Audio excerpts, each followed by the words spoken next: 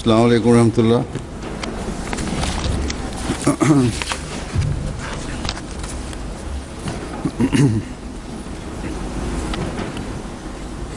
اشہد ان لا الہ الا اللہ وحدہ لا شریک لہ واشہد ان محمدا عبدہ ورسولہ اما بعد فاعوذ باللہ من الشیطان الرجیم بسم اللہ الرحمن الرحیم الحمد للہ رب العالمین الرحمن الرحیم مالک یوم الدین ایاک نعبد وإیاک نستعین اهدنا الصراط المستقیم صراط الذین أنعمت علیہم غیر المغضوب علیہم ولا الضالین۔ لا اکراہ فی الدین قد تبین الرشد من الغی ومن یکفر بالطاغوت ویؤمن باللہ فقد استمسک بالعروة الوثقی لا انفصام لها واللہ سمیع علیم۔ اللہ ولی الذین آمنوا یخرجهم من الظلمات إلی النور والذین کفروا أولیاؤهم الطاغوت یخرجونهم من النور إلی الظلمات اولئک اصحاب النار هم فیہا خالدون۔ ان آیات کا ترجمہ پہلے بھی آپ نے تلاوت میں سنا، پیش کرتا ہوں دوبارہ کہ دین میں کوئی جبر نہیں، یقیناً ہدایت گمراہی سے کھل کر نمایاں ہو چکی ہے۔ بس جو کوئی شیطان کا انکار کرے اور اللہ پر ایمان لائے تو یقیناً اس نے ایک ایسے مضبوط کڑے کو پکڑ لیا جس کا ٹوٹنا ممکن نہیں، اور اللہ بہت سننے والا اور دائمی علم رکھنے والا ہے۔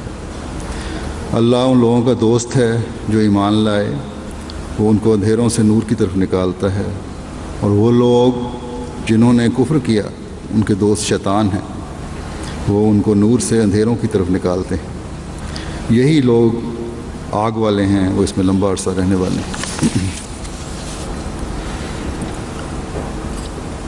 یہ آیات جو میں نے تلاوت کی اس کا ترجمہ بھی آپ نے سنا، جیسا کہ میں نے کہا اس اجلاس کے آغاز میں بھی یہ دو آیات تلاوت کی گئی تھیں۔ اس کے ترجمے سے آپ پر واضح ہو گیا ہوگا کہ ان آیات میں اسلام کی خوبصورت تعلیم، ایمان کی مضبوطی اور اس پر مضبوطی سے قائم ہونے کے طریقہ کار، اللہ تعالیٰ کے مومنوں پر فضل اور انعامات، اللہ تعالیٰ کے عالم الغیب ہونے، اللہ تعالیٰ کی باتوں کا انکار کرنے والوں پر شیطانی تسلط اور ان کے انجام کا ذکر ہے۔ یہ چند موٹی باتیں ہیں میں نے بیان کی خلاصہ، لیکن ان آیات کو اچھی طرح سمجھنے کے لیے ان کی تفصیل میں جانا بھی کچھ حد تک جانا ضروری ہے ہر ایک کے لیے۔ بس لوگ سوال اور اعتراضات اسلام پر کرتے ہیں، غیر مسلموں کی طرف سے سوال اٹھتے رہتے ہیں، جن کا جواب ایک تو ان آیات میں دیا گیا ہے۔ ان کے مقابلے کے لیے یہ بنیادی جواب نوجوان لڑکیوں لڑکوں بلکہ ہر احمدی کو پتہ ہونا چاہیے، اور ہم دیتے بھی ہیں۔ آج کل تو لا اکراہ فی دین کے حوالے سے کافی نوجوان بھی بحث میں شامل ہوتے ہیں اور غیروں کو جواب دیتے ہیں۔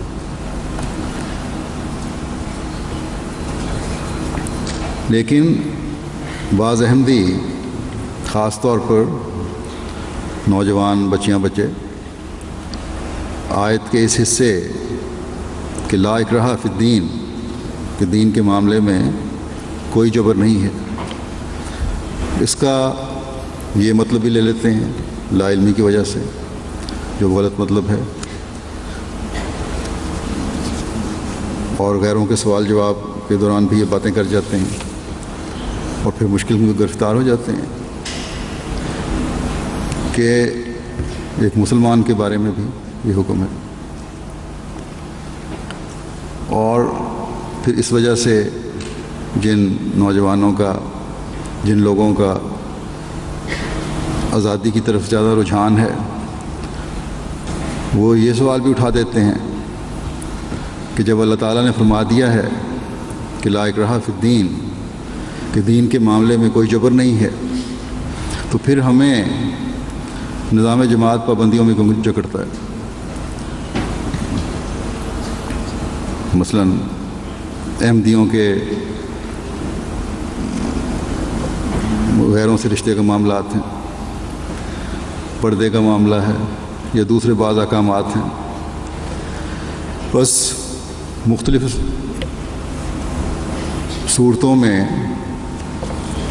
اس کے بارے میں سوال ذہنوں میں پیدا ہوتے رہتے ہیں اور ہمارے سامنے آتے رہتے ہیں۔ اس لیے اس کو جاننے کے لیے، جیسا کہ میں نے کہا، کچھ تفصیل میں جانے کی ضرورت ہے۔ اس لیے اس کے بعض ان آیات کے بعض الفاظ کے معنی جاننے کی بھی ضرورت ہے، ان کی مدد سے ان آیات کو سمجھنا ضروری ہے۔ بس اس لحاظ سے میں آج سمجھانے کی کوشش کروں گا۔ پہلی بات تو یہاں یہ واضح ہو کہ جیسا کہ میں نے بار بار ترجمہ سنایا ہے کہ لا اکراہ فی الدین کا مطلب ہے کہ دین کے معاملے میں کوئی جبر نہیں ہے۔ کوئی بھی دین اختیار کرنا یا نہ کرنا، کسی مذہب کو ماننا یا نہ ماننا، ہر انسان کے اپنے اختیار میں ہے۔ اسلام کسی پر زبردستی نہیں کرتا۔ کوئی عیسائی ہونا چاہتا ہے، یہودی ہونا چاہتا ہے، ہندو ہونا چاہتا ہے، یا بدھسٹ ہونا چاہتا ہے، یا لا مذہب رہنا چاہتا ہے، خدا پر یقین نہیں کرتا، تو کسی پر بھی زبردستی نہیں کی جا سکتی کہ ضرور تم نے مذہب قبول کرنا ہے اور اسلام کو قبول کرنا ہے۔ ہر انسان کا ذاتی فعل ہے اس کا مذہب۔ مسلمانوں کو صرف یہ حکم ہے کہ تم اس مذہب کی، جو آخری شرعی مذہب ہے، تبلیغ کرو، اس کی خوبیاں بیان کرو۔ یہ کامل اور مکمل مذہب ہے۔ ہر مذہب والے کو براہین و دلائل سے ثابت کرو کہ اسلام ہی آخری مذہب ہے، کامل اور مکمل مذہب ہے۔ رسول اللہ صلی اللہ علیہ وسلم ہی آخری شرعی نبی ہیں۔ قرآن کریم سے بڑھ کر نہ کوئی پہلے کامل شریعت اتری، نہ اتر سکتی ہے، اور یہی آخری شریعت ہے جو اپنے کمال کو پہنچی ہوئی ہے، جو تا قیامت قائم رہنے والی ہے۔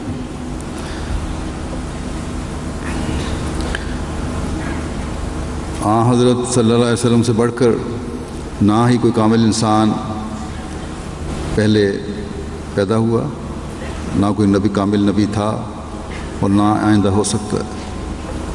بس یہ پیغام تو دنیا کے کونے کونے میں پہنچانا ایک مسلمان کا، ہر احمدی کا، ہر مرد کا، عورت کا فرض ہے، لیکن کسی کو مجبور نہیں کیا جا سکتا۔ لا اکراہ فی الدین کے بعد اللہ تعالیٰ فرماتا ہے کہ قد تبین الرشد من الغی، یقیناً ہدایت اور گمراہی کا فرق کھل کر ظاہر ہو گیا ہے۔ رشد کا مطلب ہے صحیح راستہ، صحیح عمل، صحیح رہنمائی، اعلیٰ اخلاق، ذہنی نشو و نما اور معیار کی بلوغت اور انتہا۔ اور الغی کا مطلب ہے گمراہی، تباہی، ناکامی۔ بس اللہ تعالیٰ نے یہاں مزید وضاحت کر دی، کھول دیا کہ ہر نیک فطرت انسان جس چیز کو چاہتا ہے وہ صحیح راستہ ہے جو نیکیاں کرنے کی توفیق دے، نیک عمل بجا لانے کی توفیق دے جو خدا تعالیٰ کو بھی پسند ہے، اعلیٰ اخلاق اپنانے اور ان کا ادراک اس کو حاصل ہو، ان کا اظہار کرنے والا ہو، تاکہ معاشرے میں بھی اس کو بہتر سمجھا جائے، تاکہ پھر جو خدا کو ماننے والے ہیں وہ خدا کی رضا حاصل کرنے والے بن سکیں، اللہ تعالیٰ کے بندوں میں بھی اچھا تاثر پیدا کر سکیں، اپنے تعلقات مضبوط کریں، اعلیٰ اخلاق دکھا کر اپنے بارے میں نیک اثر قائم کریں، اپنے ماحول میں، اپنے معاشرے میں، ذہنی استعدادوں کو عروج پر لے کر جائیں اور ان کا ایسا استعمال کریں جو جہاں انسان کے اپنے فائدہ مند کے لیے ہو، اس کے لیے اپنے لیے فائدہ مند ہو، وہاں خدا تعالیٰ کی مخلوق کے لیے بھی فائدہ مند ہو۔ گمراہی، ناکامی اور تباہی سے بچے۔ بس یہ سب چیزیں اسلام اور قرآن کی تعلیم میں ہی میسر ہیں۔ جب ایک مسلمان دنیا کو یہ بتائے کہ یہ اسلام کی تعلیم ہے اور یہ اس تعلیم کے فوائد ہیں، تو دنیا کی توجہ خود بخود اس دین اور مذہب کی طرف پیدا ہوگی۔ بس جب یہ تعلیم واضح ہو جائے، اس تعلیم کے فوائد سامنے آ جائیں، اس کی خوبیاں روز روشن کی طرح واضح ہو جائیں اور چمک رہی ہوں، تو پھر ضرورت کیا رہ جاتی ہے کہ اس کے پھیلانے کے لیے جبر کیا جائے، زبردستی کی جائے، جو کہ بعض غیر مسلمانوں پر الزام بھی لگاتے ہیں۔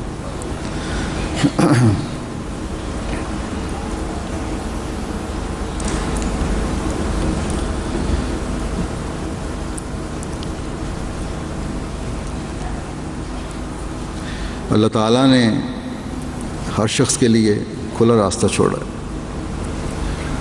دونوں راستوں کی نشاندہی کر دی ہے کہ یہ ہدایت کا راستہ ہے، یہ گمراہی کا راستہ ہے،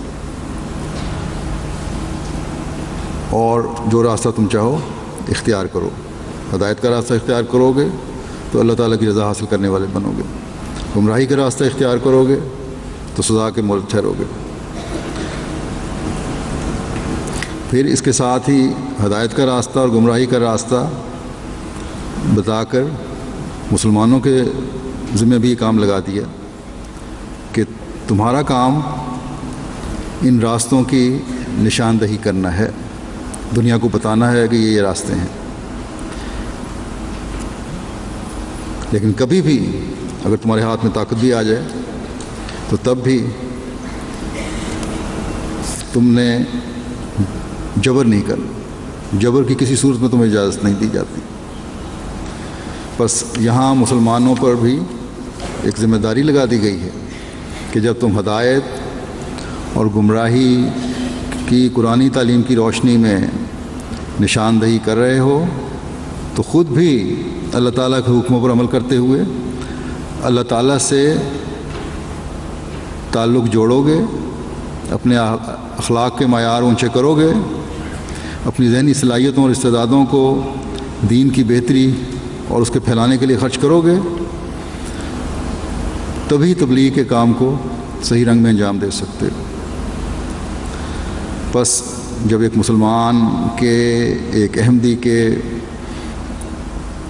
قول و عمل کو دیکھ کر نیکیوں کو اپنانے کی خاطر اللہ تعالیٰ کی رضا کے حصول کے لیے جب کوئی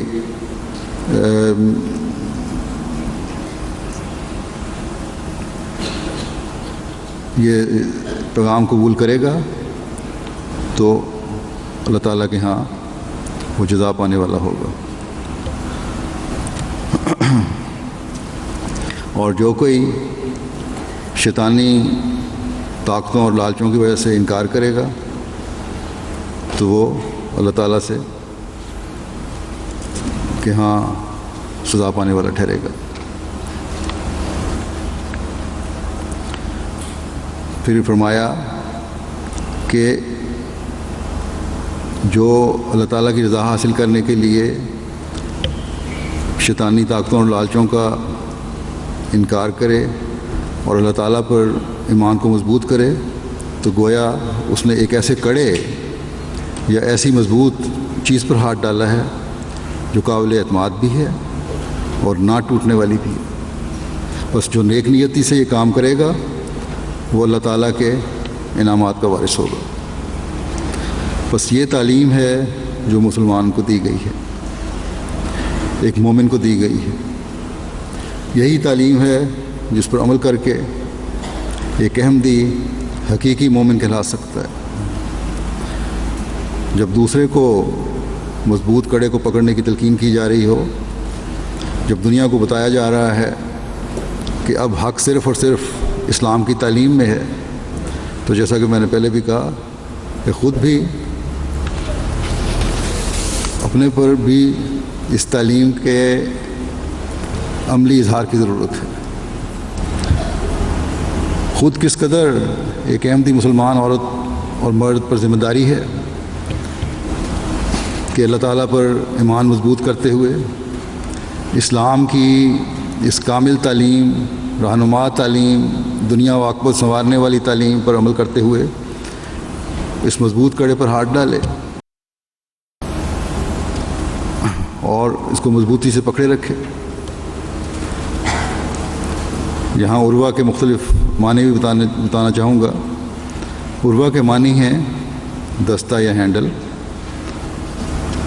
اس کے بھی ہوتے ہیں جس سے کسی چیز کو پکڑا جاتا ہے۔ عروہ اس چیز کو بھی کہتے ہیں جس پر اعتبار کیا جائے۔ عروہ اس چیز کو بھی کہتے ہیں جس کی طرف مشکل وقت میں جایا جائے، مدد کے لیے رجوع کیا جائے۔ عروہ ہمیشہ رہنے والی اور کبھی ضائع نہ ہونے والی چیز کو بھی کہتے ہیں۔ عروہ بہترین مال بھی ہوتا ہے۔ بس جب عروہ کو دستے کو مضبوط عروہ کو دستوں کے معنوں میں لیں گے تو مطلب ہوگا کہ دین کی تعلیم کے برتن کو مضبوطی سے پکڑ لیا تاکہ دین کے معاہدہ سے فائدہ اٹھایا جائے۔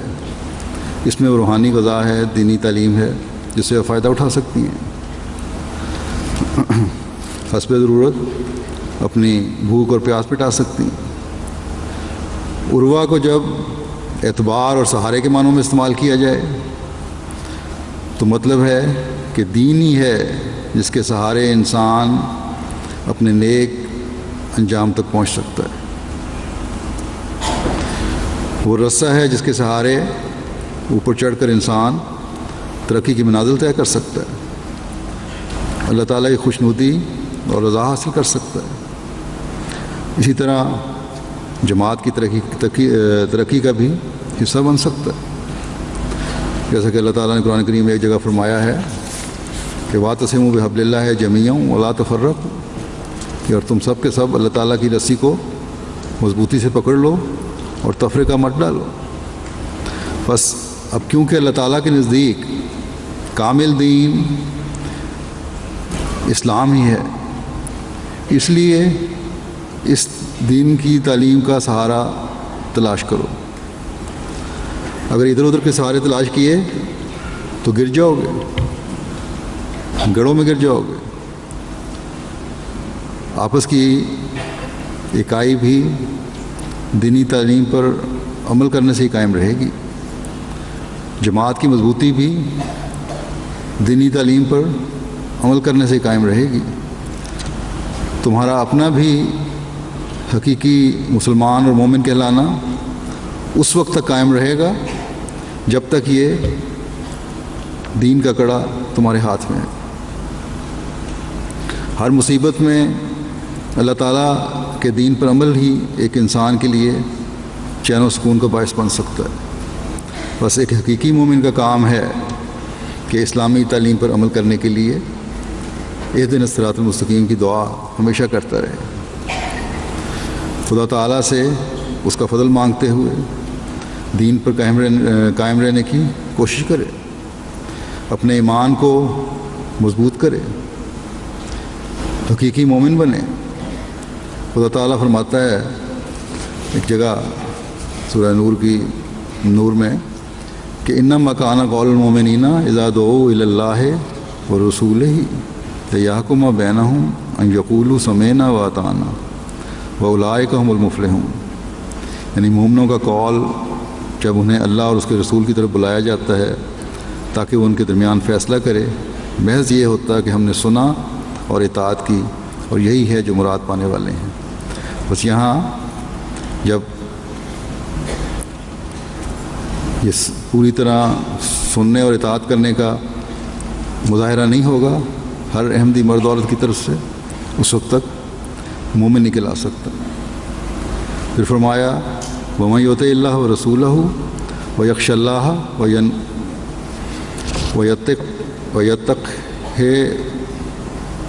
فَأُولَٰئِكَ هُمُ الْفَائِزُونَ. اور جو اللہ اور اس کے رسول کی اطاعت کرے اور اللہ سے ڈرے اور اس کا تقوی اختیار کرے تو یہی ہیں جو کامیاب ہونے والے ہیں. بس پھر یہاں اللہ اور رسول کی اطاعت، دین کی تعلیم کی پر عمل، اللہ تعالیٰ کا خوف ہے جو کامیابی عطا کرتا ہے. اس کے بغیر کوئی کامیابی حاصل نہیں ہو سکتی. پھر فرمایا وَأَقْسَمُوا بِاللَّهِ جَهْدَ أَيْمَانِهِمْ لَئِنْ أَمَرْتَهُمْ لَيَخْرُجُنَّ قُل لَّا تُقْسِمُوا طَاعَةً مَّعْرُوفَةً إِنَّ اللَّهَ خَبِيرٌ بِمَا تَعْمَلُونَ. اور انہوں نے اللہ کی پختہ قسمیں کھائیں کہ اگر تو انہیں حکم دے تو وہ ضرور نکل کھڑے ہوں گے. تو کہہ دے کہ قسمیں نہ کھاؤ، دستور کے مطابق اطاعت کرو، یقیناً اللہ جو تم کرتے ہو اس سے ہمیشہ باخبر رہتا ہے. بس یہاں اب میں ان لوگوں کو یہ آیت پڑھنے کا میرا مقصد یہ تھا کہ ان لوگوں کے لیے مزید کھول کر واضح کر دوں جو یہ کہتے ہیں کہ اللہ تعالیٰ فرماتا ہے کہ لا اکراہ فی الدین، کہ دین میں کوئی جبر نہیں ہے، پھر یہ پابندیاں کیوں ہیں، یہ قواعد و ضوابط کیوں بنائے ہوئے ہیں، یہ اس سختی سے ہم پر پابندیاں کیوں کروائی جاتی ہیں، بعض دفعہ تعزیر اور سزائیں کیوں دی جاتی ہیں. ان آیات میں سے جو میں نے کہا سورہ نور کی آیات ہیں جو میں نے پڑھی ہیں، ان سے واضح ہو گیا کہ اللہ اور رسول کی اطاعت ضروری ہے، جماعت کے قواعد کی پابندی ضروری ہے جو شریعت کے مطابق بنائے گئے ہیں. کوئی ایسا قاعدہ قانون نہیں ہے جس پہ یہ کوئی انگلی اٹھا سکے کہ یہ شریعت سے ہٹ کرے.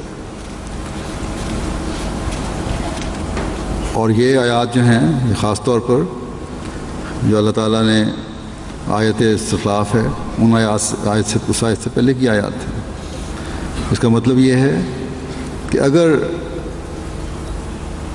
خلافت سے وابستہ رہنا ہے، جماعت سے وابستہ رہنا ہے، تو اس کے لیے پھر اطاعت بھی لازمی ہے اور ضروری ہے.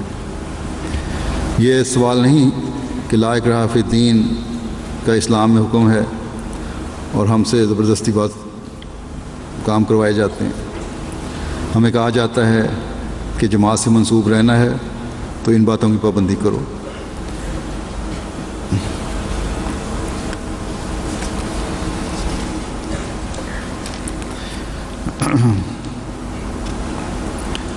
یہ پابندی ضروری ہے۔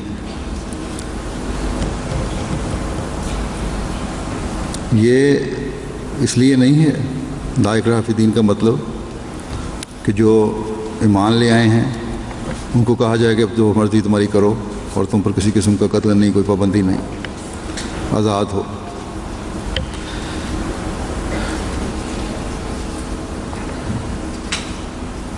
یہ لا اکراہ فی الدین تو ان کے لیے ہے جو ایمان لاتے ہیں اور پھر دین چھوڑ دیتے ہیں، ان پر کوئی پابندی نہیں ہے۔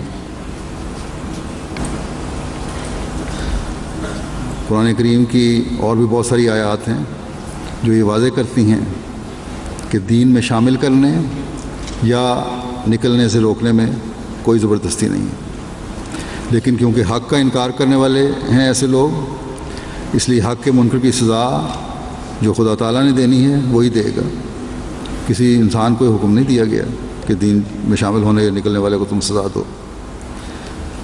انسانوں کو حکم نہیں ہے کہ زبردستی کرواؤ، لیکن جو دین اسلام میں رہنا بھی چاہتا ہے اور نظام جماعت سے وابستہ بھی رہنا چاہتا ہے، یہ بھی کہتا ہے کہ میں حضرت مسیح علیہ السلام کی بیعت میں آ کر جماعت میں شامل ہو گیا ہوں، خلافت سے وابستہ ہوں، اور پھر یہ کہتا ہے یا کہتی ہے کہ ہم جو اپنی مرضی ہے چاہیں کریں، ان کے لیے اجازت نہیں ہے۔ اسلام میں رہنے والوں کے لیے تو ایک ہی راستہ ہے کہ اس کی تعلیم پر عمل کرو، ورنہ تم مومن نہیں کہلا سکتے۔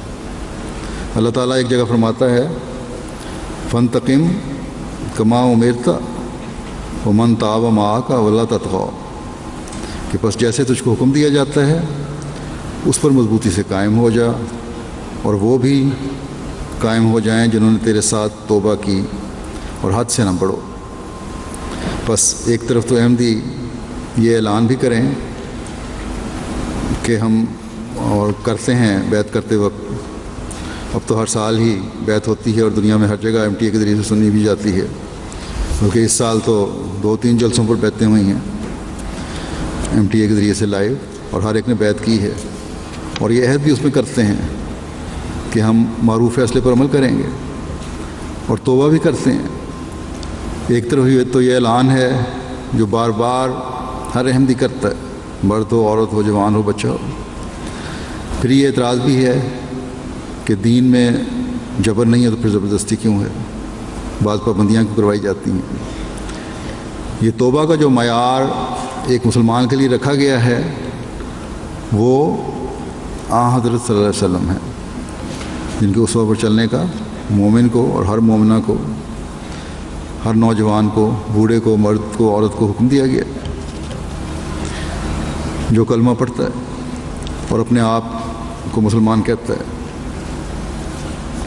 آپ صلی اللہ علیہ وسلم کے اسوے کے بارے میں حضرت عائشہ رضی اللہ عنہا فرماتی ہیں کہ کان خلقہ القرآن، کہ آپ کا عمل تو قرآن تھا، قرآن کا ہر حکم آپ کے لیے اس طرح تھا جس طرح ایک انسان کی زندگی کے لیے خوراک ضروری ہے۔ آپ کے اخلاق کامل تھے اور قرآن کے ہر حکم کی تعمیل کرنے والے تھے۔ بس اسلام لانے کے بعد، احمدیت اور حقیقی اسلام قبول کرنے کے بعد، یہ بہانہ نہیں کہ دین میں جبر نہیں ہے اس لیے ہم اپنی مرضی جو چاہیں کریں۔ یہ بڑی غلط سوچ ہے۔ ایک عام دنیاوی تنظیم جو ہے، یہ حکومتیں جو ہیں اپنے قواعد اور قانون کی پابندی کرواتی ہیں اور اس سے سختی کرواتی ہیں، اور اعلان کرتی ہیں کہ اگر پابندی نہیں کرو گے تو جو تنظیمیں ہیں یا کلب ہیں تو وہ اپنے ممبرشپ سے علیحدہ کر دیتی ہیں، ملک ہیں تو وہ قانون کے تحت سزا دیتے ہیں، یا وہاں سے نکل جاتا ہے انسان جو ملک کے قانون کی پابندی نہیں کرتا۔ اسلام جو مکمل ضابطہ حیات ہے، جو زندگی کے ہر پہلو کا احاطہ کرتا ہے، اس کو کور کیا ہوا ہے، اس بات کا زیادہ حقدار ہے کہ اپنے قوانین کی پابندی کروائے۔ اور قوانین کیا ہیں؟ وہی احکامات جو قرآن کریم میں اللہ تعالیٰ نے بیان فرمائے ہیں واضح کر کے، یا وہ احکامات جو حضرت صلی اللہ علیہ وسلم نے اپنے قول سے ہمیں بتائے یا اپنی سنت سے بتائے۔ یہ تو اسلام کی خوبصورتی ہے کہ اگر کوئی کہے کہ میں ان پابندیوں سے میں رہنا نہیں چاہتا، تو پھر اسلام کہتا ہے کہ تمہیں آزادی ہے، دین اسلام کی حدود سے باہر چلے جاؤ، یا اگر اسلام کے دائرے میں رہنا ہے تو پھر بہرحال اس ڈسپلن کی پابندی کرنی پڑے گی جو قائم کیا گیا ہے۔ حضرت صلی اللہ علیہ وسلم نے تو یہ اعلان فرمایا، بلکہ اللہ تعالیٰ نے آپ سے اعلان کروایا کہ اعلان کر دیں کہ میری باتیں، میری قربانیاں، میری زندگی اور میری موت سب خدا تعالیٰ کے لیے، یعنی میرا ہر عمل قرآن ہے۔ اس حضرت عائشہ کے قول کی قرآن کریم خود تصدیق کر رہا ہے۔ بس آپ صلی اللہ علیہ وسلم جن کے اسوے پر چلنے کا ہمیں حکم ہے، ان کی تو زندگی کا ہر لمحہ خدا تعالیٰ کی رضا کے لیے ہو گیا تھا۔ ہمیں اپنے جائزے لینے کی ضرورت ہے کہ کیا ہم میں وہ تبدیلیاں پیدا ہو رہی ہیں جو اللہ تعالیٰ کی رضا کو حاصل کرنے والا ہمیں بنائیں، یا ہمارا نفس ہمیں اس طرف لے جا رہا ہے کہ زمانے کے ساتھ چلو، اللہ تعالیٰ نے بھی تمہیں کہہ دیا ہے کہ تم پر کوئی سختی نہیں، بندے اور خدا کا معاملہ ہے، اس لیے دوسروں کو دخل دینے کی ضرورت نہیں ہے۔ بعض لوگ نمازوں کے لیے بھی کہو تو کہہ دیتے ہیں ہمارا اور خدا کا معاملہ ہے، تم کون ہوتے ہو؟ خدا کا معاملہ ہے، قرآن کریم میں اس کی پابندی کروائی گئی ہے اور اس نظام کو بھی پابند کیا گیا ہے۔ خلافت کے ساتھ منسلک رہنا ہے تو عبادتوں کی طرف بھی توجہ دینی ہوگی۔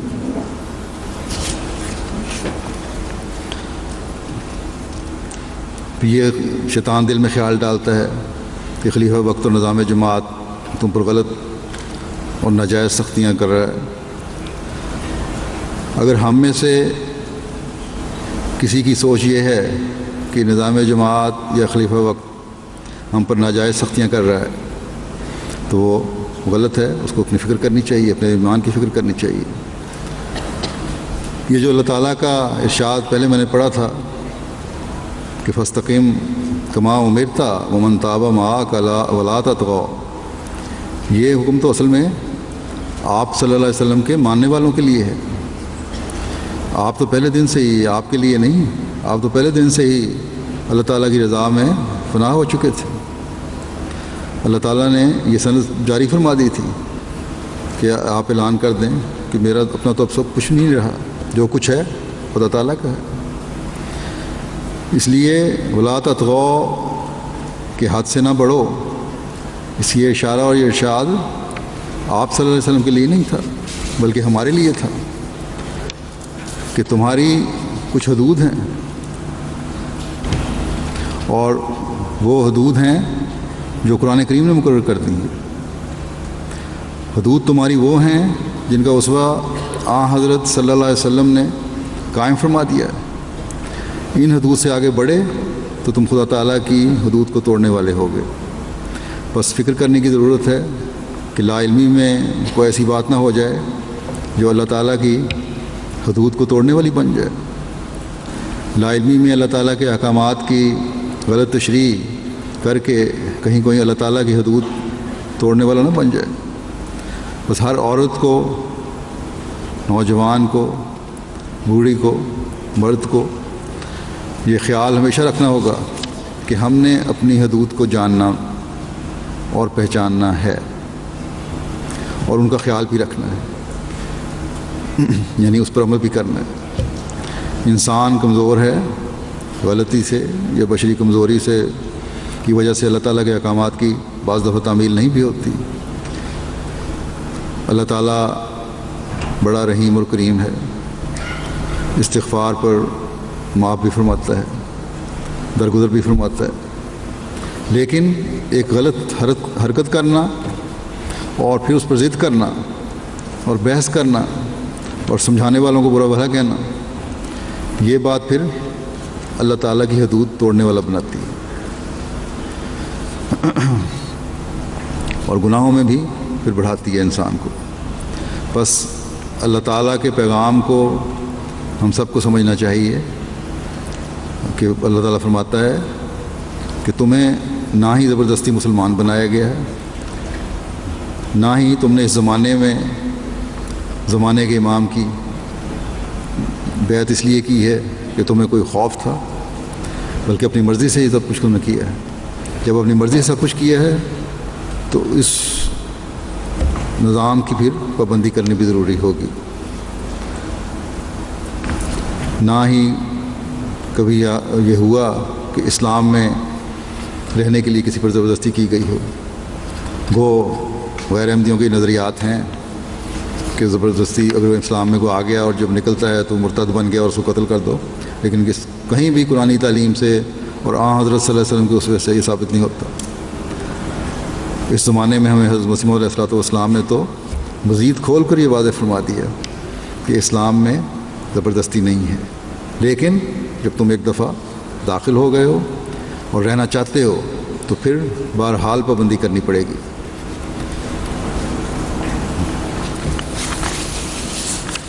جب تم نے اس دین کو قبول کر لیا جو اللہ تعالیٰ کی طرف لے جانے والا دین ہے، تو پھر اللہ تعالیٰ کے احکامات پر عمل کرو گے تو شیطان سے نجات پاؤ گے، اور یہ شیطان سے نجات کا راستہ اس وقت تک نظر آتا رہے گا جب تک تم نظام خلافت کے کڑے پر ہاتھ ڈالے رکھو گے،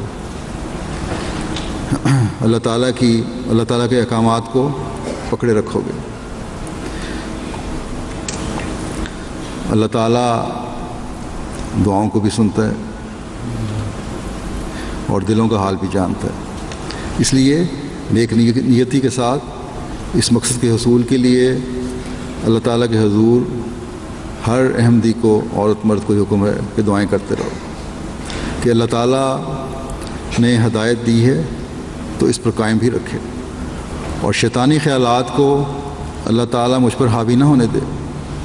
اگر یہ سب کچھ ہوگا تو دنیا کی لذات ہیں، دنیا کے فیشن ہیں، یہ احساس کمتری کہ اگر ہم دنیا کے مطابق نہ چلے تو ہمیں دنیا کیا کہے گی، یہ سب بے حیثیت ہو جائیں گی چیزیں، دین اور جماعت مقدم ہو جائے گی۔ ایک احمدی لڑکی اپنی حیا کی حفاظت کرنے والی ہو جائے گی، اس کے یہ خیال نہیں آئیں گے کہ کیا حرج ہے اگر میری تصویر رسالوں میں چھپ جائے، بلکہ اللہ تعالیٰ کا جو پردے کا حکم ہے اسے اس بات سے روکے رکھے گا کہ یہ حرکت نہیں کرنی۔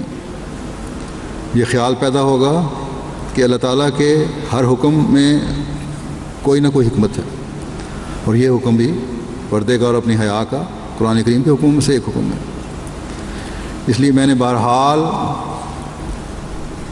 اپنی حیا اور اپنے پردے کی حفاظت کرنی ہے، تمام ان باتوں پر عمل کرنا ہے یا کرنے کی کوشش کرنی ہے جن کا خدا تعالیٰ نے حکم دیا ہے، اللہ تعالیٰ سے ان راستوں پر چلنے کی دعا مانگنی ہے جو اس کی پسند کے راستے ہوں، خلیفہ وقت کی طرف سے ملنے والے ہر حکم کی تعمیل کر کے اپنے عہد کو پورا کرنا ہے کہ جو بھی معروف فیصلہ کریں گے اس کی پابندی ضروری سمجھوں، اور یہ حکم بھی قرآن کریم میں ہے۔ جب اس سوچ کے ساتھ ہر عورت زندگی بسر کرنے کی کوشش کرے گی، ہر مرد زندگی بسر کرنے کی کوشش کرے گا، تو پھر یہ کڑا جس پر اس نے ہاتھ ڈالا ہے اسے شیطانی اور دنیاوی خیالات سے بچانے کی ضمانت بن جائے گا۔ اس کی وضاحت بھی اللہ تعالیٰ نے اگلی آیت میں فرما دی ہے، جو پہلے میں نے آیت تلاوت کی ان میں سے اگلی آیتوں میں، کہ اللہ ولی الذین آمنوا، کہ اللہ تعالیٰ ان کا دوست ہے جو ایمان لائے۔ بس اس بات کا سوال ہی نہیں پیدا ہوتا کہ اللہ تعالیٰ جس کا دوست ہو جائے شیطان وہاں آ سکے۔ کل بھی میں نے حضرت مسیح علیہ السلام کے حوالے سے یہ بتایا تھا کہ شیطان وہیں آتا ہے جہاں رحمان سے تعلق کٹتا ہے، پھر خدا تعالیٰ یہ اعلان فرماتا ہے کہ جن کا وہ ولی ہو جائے انہیں اندھیروں سے روشنی کی طرف نکالتا ہے۔ اب کیا کوئی پسند کرے گا کہ اندھیروں سے روشنی کی طرف نہ آئے؟ اس روشنی کا حقیقی پتہ دیتا ہے جو اللہ تعالیٰ کی رضا کی طرف رہنمائی کرتی ہے۔ یہ دنیاوی روشنی نہیں ہے، یہ دنیا کی چمک دمک نہیں ہے، بلکہ ایک مومن کا مطمع نظر اللہ تعالیٰ کی رضا بن جاتا ہے، اور یہ وہ روشنی ہے جو اس رضا کو حاصل کرنے والا بناتی ہے۔ یہ دنیاوی آسائشیں، چمک دمک اللہ تعالیٰ سے تعلق رکھنے والوں کے گھر کی لونڈی بن جاتی ہیں۔ بس ایک مومن کو اللہ تعالیٰ نے خوشخبری دی ہے کہ تمہارا ایمان لانا، ہدایت کو پانا، اس پر قائم رہنا، اللہ تعالیٰ کے احکامات پر عمل کرنا تمہیں اللہ تعالیٰ کا دوست بنا دیتا ہے۔ بس اللہ تعالیٰ کا دوست بننے کے لیے، اپنے ایمان میں ترقی کرنے کے لیے اس کڑے کو پکڑے رکھو، ورنہ شیطان گھات لگائے بیٹھا ہے، وہ کسی وقت بھی اچک لے گا تمہیں۔ اپنا دوست بنانے کے لیے بڑے بڑے سبز باغ دکھائے گا، شیطان بھی دوست بنانے کے لیے باغ دکھاتا ہے، اور شیطان ورگلاتا بھی لالچ دے کر ہی ہے، اور جو بھی اس کے بھرے میں آ گیا، اس کے لالچ میں آ گیا، سمجھ لے کہ وہ اندھیروں میں ڈوب گیا۔ بظاہر دنیا کی روشنی دکھا کر شیطان ورگلائے گا، لیکن حقیقت میں یہ اندھیروں کی طرف لے جانے والی ہوگی۔ یہاں میں یہ بھی واضح کر دوں کہ مومن کی ایک ایمان لانے والے کی اللہ تعالیٰ نے خود ہی بعض خصوصیات بیان فرمائی ہیں، ایک دو میں یہاں بیان کرتا ہوں مختصر۔ اللہ تعالیٰ کی محبت سب محبتوں سے زیادہ ایک مومن میں ہوتی ہے، اور جب اللہ تعالیٰ کی محبت پیدا ہو جائے تو پھر شیطان کے حملے کا سوال ہی پیدا نہیں ہوتا۔ پھر اللہ تعالیٰ کا ذکر سن کر ان کے دل ڈر جاتے ہیں، جو بات اللہ تعالیٰ کے حوالے سے کی جائے ایک خوف پیدا ہوتا ہے، اور پھر اس کو کرنے کی طرف یا رکنے کی طرف توجہ پیدا ہوتی ہے۔ پھر ایک مومن کی نشانی یہ بھی ہے کہ نماز کو ان کی شرائط کے ساتھ ادا کرے، یہ بھی بڑا ضروری چیز ہے، فرائض میں شامل ہے۔ پھر مومن اپنے رزق میں سے خدا تعالیٰ کی راہ میں خرچ کرتے ہیں۔ یہ بھی آج اللہ تعالیٰ کا فضل ہے جماعت احمدیہ پر کہ حقیقی ایمان کا مظاہرہ کرتے ہوئے اللہ تعالیٰ کی راہ میں خرچ کرنے والے ہیں۔ بس یہ خصوصیات جو ہیں احمدی کی، جن میں ہیں اور جن میں کمزوریاں ہیں، ان کو اپنا جائزہ لینا چاہیے، دیکھیں کہ کس حد تک ہیں اور کس حد تک ان کمیوں کو پورا کرنے کی ضرورت ہے۔ اللہ تعالیٰ پھر فرماتا ہے، اللہ تعالیٰ مومن کی نشانی ایک یہ بھی ہے، تو پہلے ہی میں نے بیان کی کہ اللہ اور اس کے رسول کی آواز پر سمعنا و اطعنا کہتے ہیں، ہم نے سنا اور ہم نے اطاعت کی۔ بس ہر احمدی کی سوچ کا دائرہ خدا تعالیٰ کی رضا کا حصول ہونا چاہیے۔ اگر ہر لڑکی، ہر عورت اس سوچ کی حامل ہو جائے گی تو ہماری آئندہ نسلوں کے لیے دین پر قائم رہنے کی ضمانت بھی مل جاتی ہے۔ بس اپنے مقاصد کو اونچا رکھیں، دنیاوی ترجیحات کی جگہ خدا کی رضا اولین ترجیح ہر عورت کی ہونی چاہیے، ہر مرد کی ہونی چاہیے۔ یہ نظم بھی جو آپ نے سنی ہے، اس میں بھی حضرت مسلم موعود رضی اللہ عنہ نے بڑے درد سے اپنے دل کا نقشہ کھینچا، اور اس میں اپنی ذات کے لیے ہی نہیں مانگا بلکہ اس جماعت کے لیے مانگا ہے جس کی رہنمائی آپ کے سپرد تھی۔ بس آج بھی اور ہمیشہ ہی خلیفہ وقت کی اپنے لیے بھی اور جماعت کے لیے بھی یہی دعا ہوگی۔ آج کفر و بدعت پہلے سے زیادہ دنیا میں پھیلی ہوئی ہے، الیکٹرانک رابطوں کے ذریعے سے تمام دنیا ایک ہو چکی ہے۔ ان رابطوں کے ذریعے جن میں موبائل شامل ہیں، انٹرنیٹ وغیرہ شامل ہیں، اور اب تو موبائل میں بھی انٹرنیٹ مہیا ہونے لگ گئے ہیں فونوں میں، اور اکثر بچوں نے بھی پکڑے ہوتے ہیں، نوجوانوں نے پکڑے ہوتے ہیں، لڑکیوں نے بھی اور لڑکوں نے بھی، جن کو یہ پتہ ہی نہیں کہ اس کا جائز استعمال کیا ہے اور ناجائز استعمال کیا ہے۔ شوق میں کرتے رہتے ہیں اور پھر بعض دفعہ ناجائز استعمال کی عادت پڑ جاتی ہے، اور اس طرح مختلف اور چیزیں بھی ہیں بےہودہ۔ ان چیزوں نے نیکیوں سے زیادہ برائیاں پھیلانے کا کام شروع کیا ہوا ہے۔ بس والدین کو اپنے بچوں کے بارے میں یہ بھی علم ہونا چاہیے کہ جب ان کے ہاتھوں میں موبائل پکڑا دیتے ہیں اور نئی قسم کے موبائل پکڑا دیتے ہیں جس میں ہر قسم کی اپلیکیشن وغیرہ مہیا ہیں، تو پھر ان پر نظر بھی رکھنی چاہیے،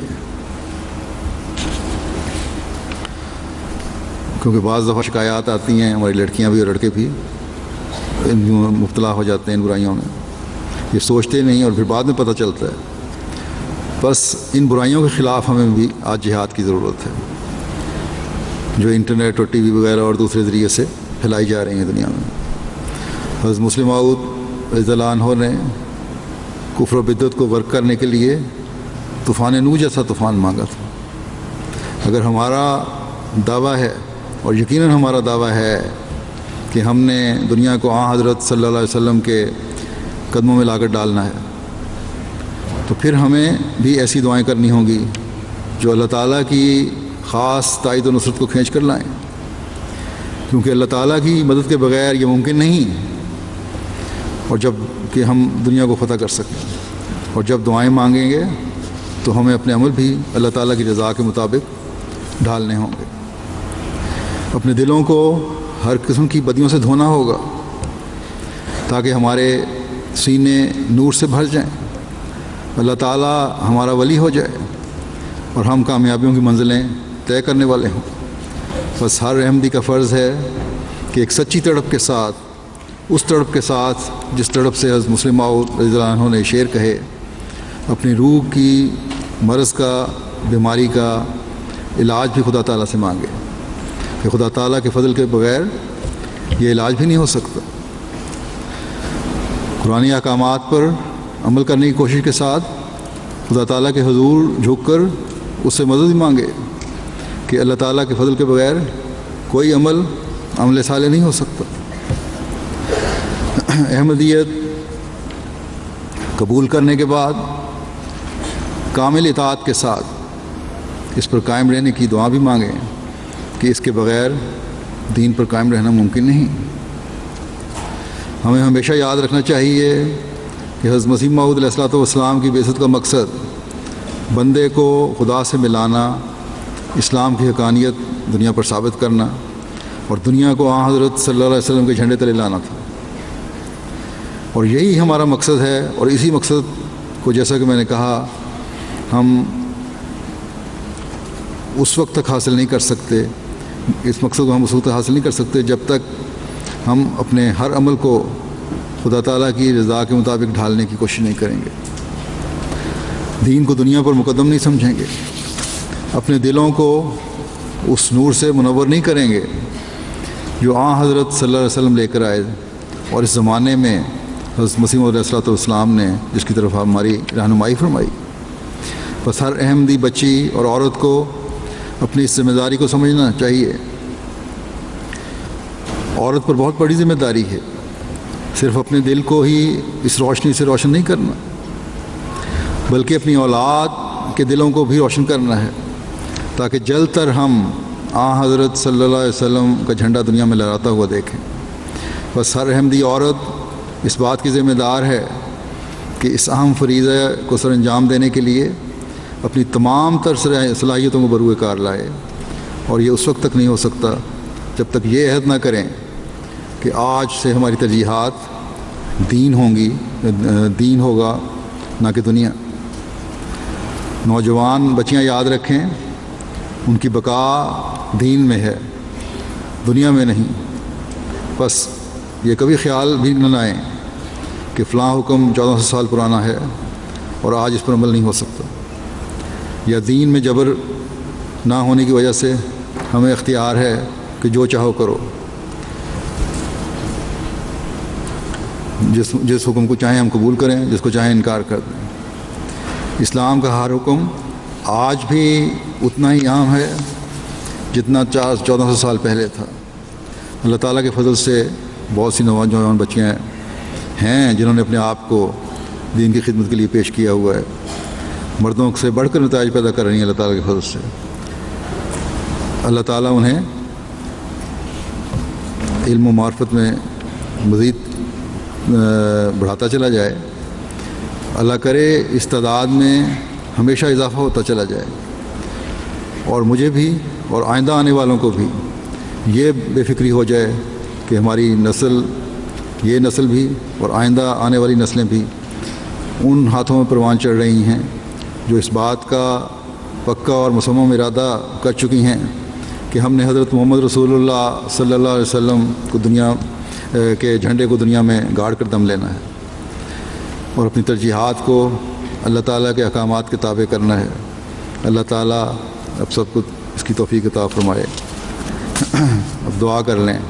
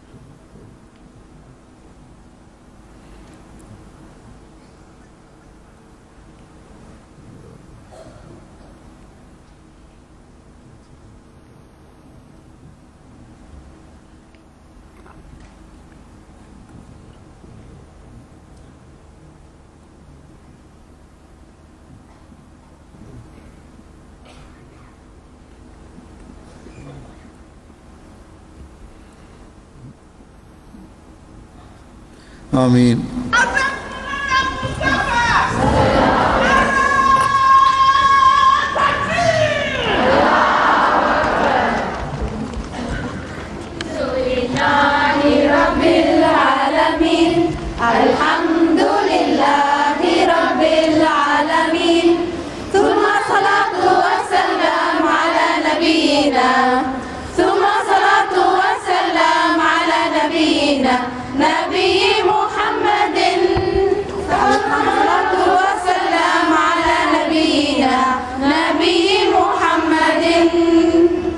الحمد لله رب العالمين الحمد لله رب العالمين يا ربي صل على نبيك دائما في هذه الدنيا وبعث ثاني يا عين فيض الله والعرفان يسعى إليك الخلق كالظمآن يا بحر فضل المنعم المنان تهوي إليك الزمر بالكيزان يا ربي صل على نبيك دائما في هذه الدنيا وبعث ثاني يا حبي إنك قد دخلت محبة في مهجتي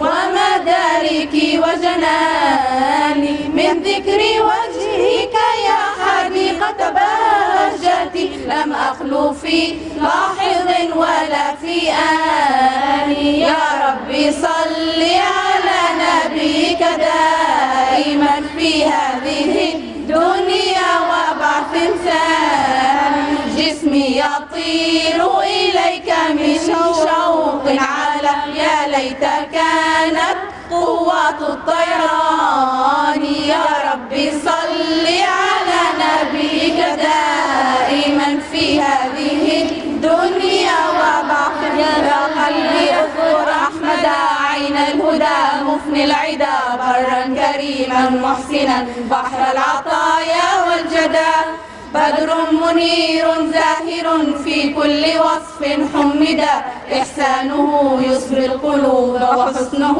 يروي الصدى الظالمون بظلمهم قد كذبوه تمردا والحق لا يسع الورى إنكاره لما بدا اطلب نظير كماله فستندمن ملددا ما إن رأينا مثله للنائمين مسهدا نور من الله الذي أحيا العلوم تجددا المصطفى والمجتبى والمقتدى والمجتدى جمعت مرابع الهدى في وبله حين الندى نسي الزمان رهامه من جود هذا المقتدى اليوم يسعى النفس أن يطفي هداه ويخمدا والله يبدي نوره يوما وإن طال المدى كم من منازعة جرت بيني وأقوام العدا حتى انثنيت مظفرا وموقرا ومؤيدا يا قلبي اذكر أحمدا عين الهدى مفني العدا برا كريما محسنا بحر العطايا والجدا صراط الأحمدية little helpers in the way of Allah. We may appear to be small in size, but our spirit is alive. We love to serve our religion, to tell the world that God is one, and love is for all and hatred for none. We are the Nasiratul Ahmadiyya, little helpers in the way of Allah. We love to sacrifice our lives, our possessions and our time, to propagate our faith. We urge the truth and straight, to propagate our faith. We are the Nasiratul Ahmadiyya, little helpers in the way of Allah. Enkatahono nyamila waka entina laginafo mumaye nyaniyo. Enkatahono nyamila waka entina laginafo mumaye nyaniyo. Ano nyameno bayano oya bakuntini sumsiya bako. Wayen shisha efa enkataho si etimi diswa ebeyen shiwa maye ebenya eni monyama enkataho no nyamina waka etina lajinafo mumaye nyeniyo enkataho no nyamina waka etina lajinafo mumaye nyeniyo. That has been brought by Allah, let's embrace it, one of the ways to Him. That has been brought by Allah, let's embrace it, one of the ways to Him. He, Allah, the only one God, has commanded that we should all observe Peda. If we obey and put it into practice, we will be the recipients of His bounties. That has been brought by Allah, let's embrace it, one of the ways to Him. অবরোধ বাসিনী নই প্রগতির কথা শুধু কই পর্দা আমাদের শোভা বোঝে তা জানে অল্পই অবরোধ বাসিনী নই প্রগতির কথা শুধু কই পর্দা আমাদের শোভা বোঝে তা জানে অল্পই পর্দার নামে জ্বলা দুষ্ট ছলা কলা এইখানে মেরে ফেলা চাই ইসলামী পর্দায় যথাযথ সীমানায় আল্লাহর ভালোবাসা চাই অবরোধ বাসিনী নই প্রগতির কথা শুধু কই পর্দা আমাদের শোভা বোঝে তা জানে অল্পই পর্দা আমাদের শোভা বোঝে তা জানে অল্পই আরোপিত কিছু নয় স্বরূপিত নন্দিনী হই যুদ্ধের ময়দানে সাফিয়ার ঝংকারে ঝলসে উঠেছিল তলোয়ার অবরোধবাসিনী নই, প্রগতির কথা শুধু কই। পর্দা আমাদের শোভা, বোঝে তা জানে অল্পই। পর্দা আমাদের শোভা, বোঝে তা জানে অল্পই। পর্দা আমাদের শোভা, বোঝে তা জানে অল্পই। Parda is modesty, it leads to piety, enhances morality, that safeguards society. It gives us security. One of Allah's commands, mentioned in the Holy Quran, it is thus incumbent upon every Muslim man and woman. No, no, it's no burden. Parda means modest dress, lower your eyes, gaze less. Prophet of Islam said so, Parda is all virtue. Al-haya'u khairu kulluhu.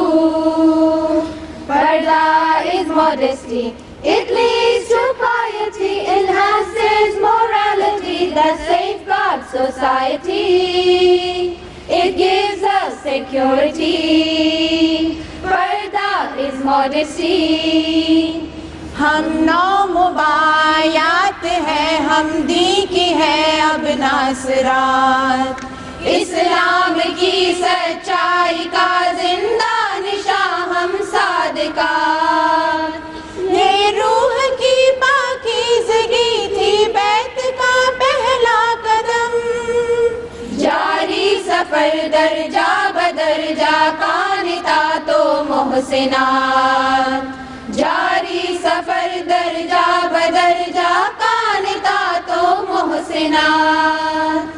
اللہ نے بدلے زاویے دنیا نے دیکھا انقلاب، اب دی ہی لجنا کا سنگھار اور دل کا تقویٰ زیورات. اب دی ہی لجنا کا سنگھار اور دل کا تقویٰ زیورات. This is your Onur Muzdar, Desitur, Gurur Muzdar, Desitur, Guru Yuchu Muzdar, Desitur, Guru Yuchu Muzdar. Bezongsuz yapamayız, bezongsuz yapamayız. Desitur, bir parça Muzdar, o bizim şanımızdır. Desitur, kimliğimizdir. Desitur, kimliğimizdir. Biz onsuz yaşayamayız. Biz onsuz yaşayamayız. Biz onsuz yaşayamayız. खुदा से बढ़ के तुमको चाहने वाला नहीं कोई, किसी का प्यार बढ़ सकता नहीं है उसकी चाहत से. कभी मगरिब की बातों में न आना है मेरे प्यारों, नहीं कोई सकाफत बढ़ के इस्लामी सकाफत से. ये जाहिर में गुलामी है मगर बातिन में आजादी, न होना मुनहरिफ हरगिज मोहम्मद की हुकूमत से. न होना मुनहरिफ हरगिज मोहम्मद की हुकूमत से. पर्दा एजाज है औरत का, तज़लील नहीं तहकीर नहीं. जो रंग हया से आरी हो वो औरत की तस्वीर नहीं. इफ़्फ़त है, हया है, नेकी है, जन्नत है, सकीनत है औरत. इस सिन्फ़ हसी को इज़्ज़त दो, ये सामाने तशहीर नहीं. पर्दा है रवायत इस्मत की, पर्दा है अलामत इफ़्फ़त की. औरत के तक خاطر کوئی اس سے حسین تدبیر نہیں. خلافتي نؤمن حق الإيمان لأنها روح كيان النظام تحل بها المعضلات الجسام ولا يعرض عنها إلا حمقان. بالخلافة نؤمن حق الإيمان لأنها روح كيان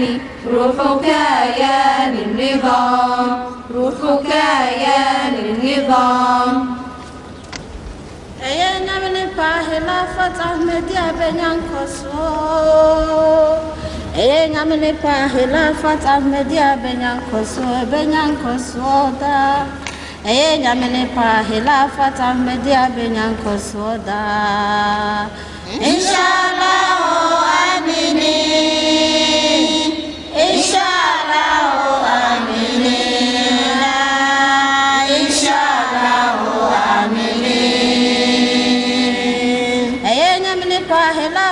Ahmadiyya bedin kunimo. Nyamene pa hilafat Ahmadiyya bedin kunim da. Nyamene pa hilafat Ahmadiyya bedin kunim da. Inshallah amini. Inshallah amini. Inshallah amini. Nyamene pa bedin kunimo. Kunimwe inshallah amini. Inshallah amini. Aminina. Inshallah amini. Inshallah amini.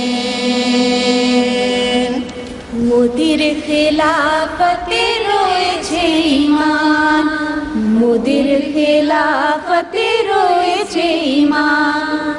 খেলাফতি জামাতের ঐক্যের প্রাণ, মোদির খেলাফতে রয়েছে ঈমান, মোদির খেলাফতে রয়েছে ঈমান। সকল সমস্যার এতে সমাধান, একে এড়িয়ে চলে সেজন যে নাদান।